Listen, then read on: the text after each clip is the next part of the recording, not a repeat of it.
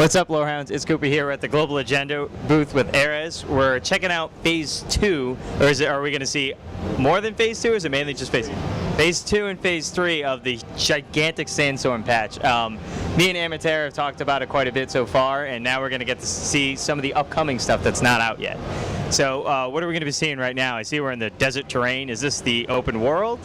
This is the open world, or open zone, as we'd like to call it, and this allows you to play a very different style game that it's been so far in Global Agenda. And what we try to do with this is give people a lot more of the immersion and the storyline and the openness that's associated with a traditional MMO. So right now we're in basically like the developer server or whatnot, but people could just join this with you at any point in time?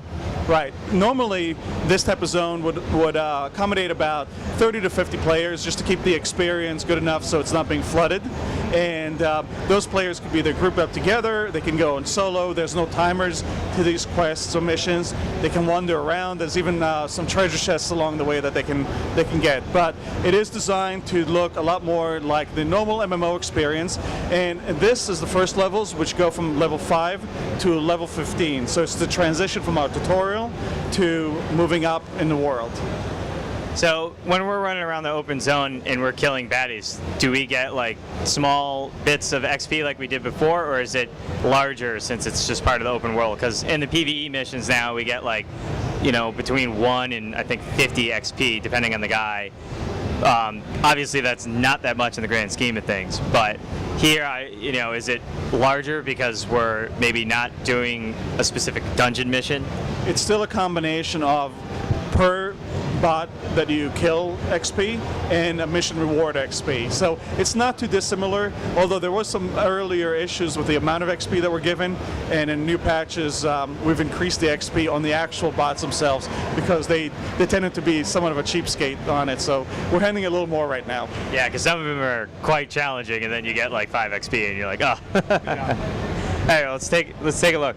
Okay, so here I'll approach an NPC, and this is a traditional type of format. We didn't really want to mess around with educating everybody on brand new ways to interact with NPCs. So you can hit the button, get a mission, which will give you either the basic instructions or start giving you the lore around the world and what's happening in this region and why you're doing various things. So if you'd like to, you can read all of it. I'm just going to skip past it for moving a little faster.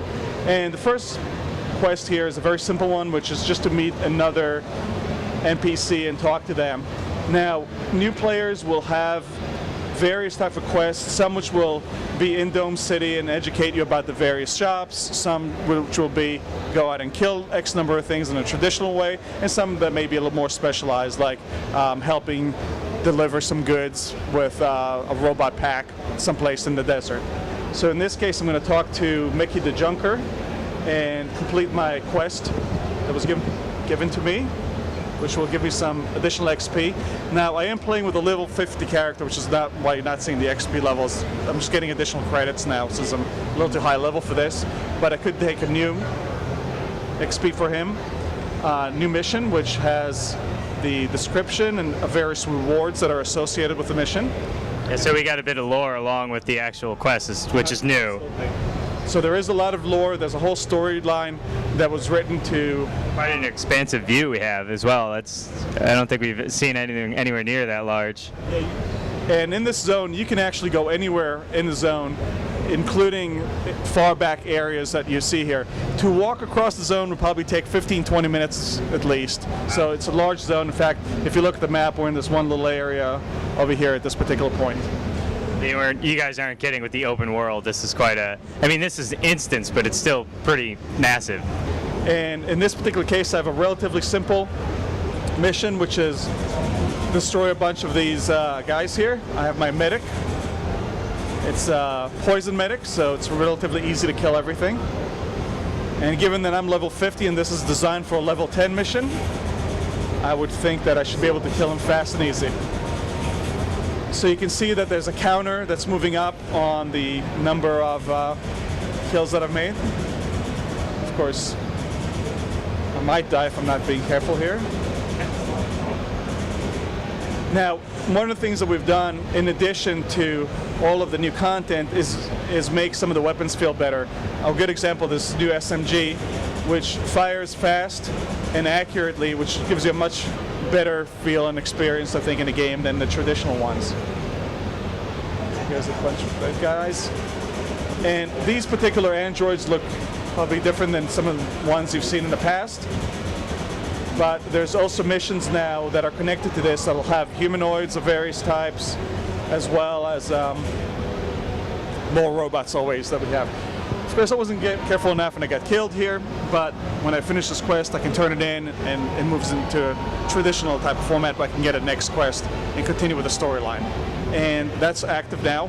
Phase 3 is the open zones, as well as some additional new instances, one that you played outside before, which is lower level instances for people between 5 to 15 for the most part, associated with this desert zone, as well as new defense missions for high level players, which are level 30 and above, and that's a 10-player PvE mission where you are protecting an area that's associated with Dome City, which the Commonwealth or some other group is trying to destroy, and you have waves of enemies coming at you, which you have to... Kind of like a survival?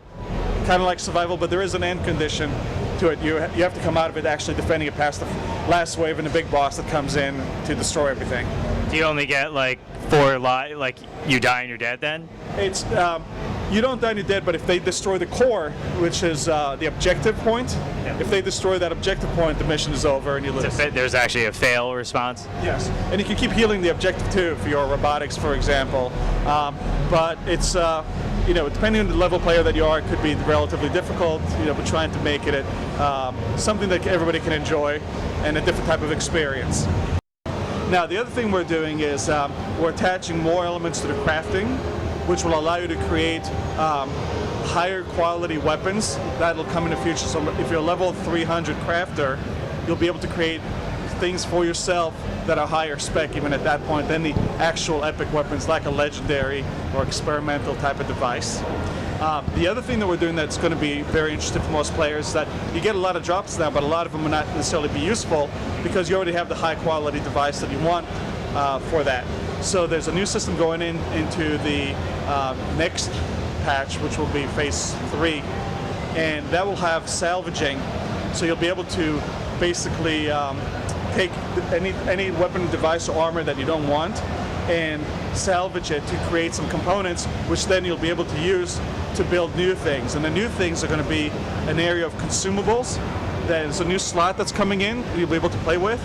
You can take a consumable with you that will allow you to do a one-time, one-off type of function. So you might be a medic, but you can get a consumable that gives you a shield, as an example, and you can turn it on. Or you might be an assault, and you can do a heal where you couldn't do it before. So you can build these consumables using the salvaging that you do off of the weapons and devices, all the extras that are coming in. Sure. What else we got? One other thing I was going to mention to you on the open zones that's important is that it's a nice transition area for players because it's not time and you can do quests on your own time frame.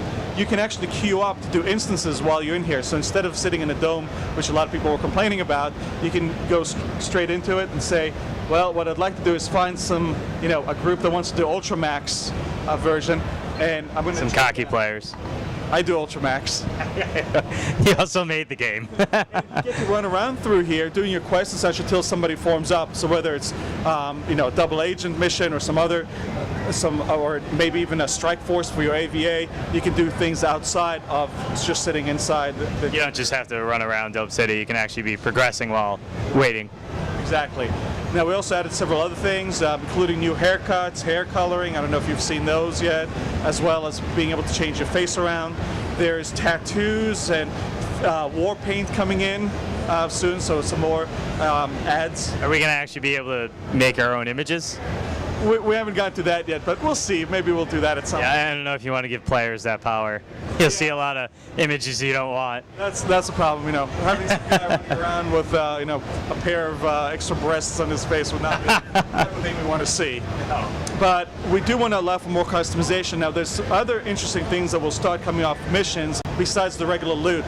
There'll be new blueprints for new flare, new suits that he can create, ones that he can't buy at the store, new colors, like we've been asked for the rainbow dye, so that's going to come in as a drop to get the rainbow dye. Of course, it's probably only going to come out of Ultra Max or the Expert Solo, so to get some of these really unique things, you'll have to do the hard missions to make sure that you get through them. So we're adding a lot of content in that way. There's a whole new set of achievements and show-off flair that you'll be able to gain as well by doing a combination of missions and crafting.